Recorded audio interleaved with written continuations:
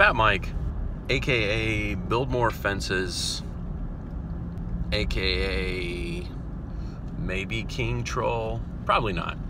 Probably not. I got my theory on who King Troll is, but I'm not going to get to that just yet, because I don't think y'all would believe me anyway, or you wouldn't know who I was talking about. But Mike, a troll among trolls, like a man's man, but a troll's troll. Really amazing. When things were at their peak against Nut and Fancy, Nut and Fancy had this, it was a decent video called High Skies, where he and a friend did this big long trip, and the one guy was wearing like this piss yellow parka, and then it was weird. But Mike did a parody of it that was absolutely hilarious. But it all came crumbling down when BMF got his partnership.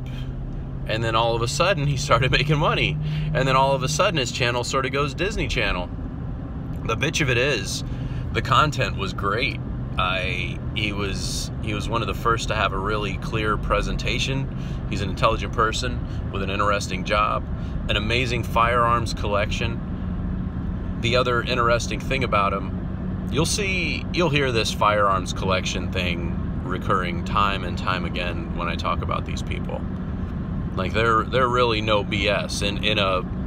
In a world of people that are given firearms for free and being asked to shill and to advertise, there's a lot of people that ended up trolls that are extremely knowledgeable with firearms tactics and had collections and have actually owned these devices.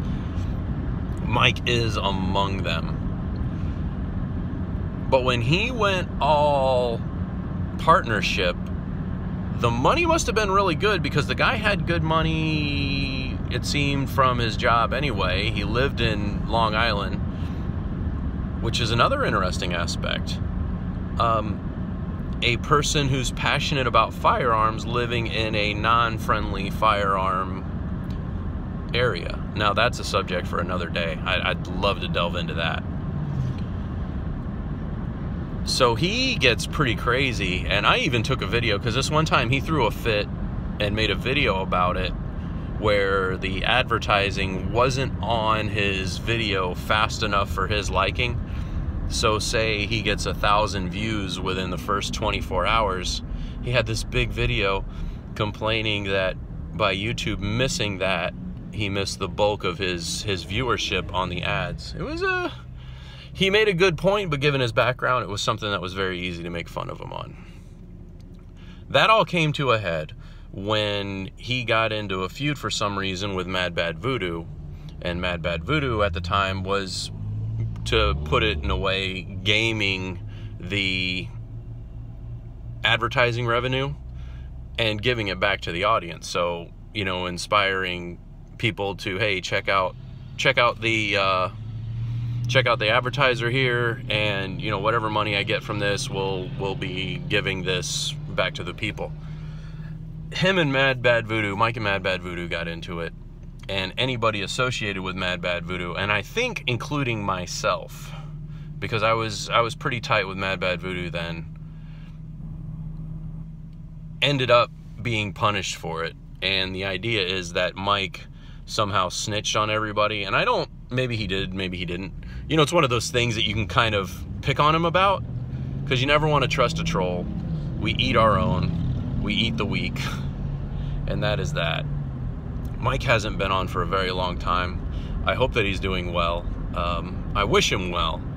You know, I wish that things had gone down differently, given he was such an interesting person, and some of the things that he was sharing, there was a lot to learn from him. We had a lot of fun, and I regret the way things ended. Well, thanks for joining me on this edition of my Life and Times on YouTube. Check out the playlist. I will attempt to put a link to that in the description box below. Till the next one, y'all be good.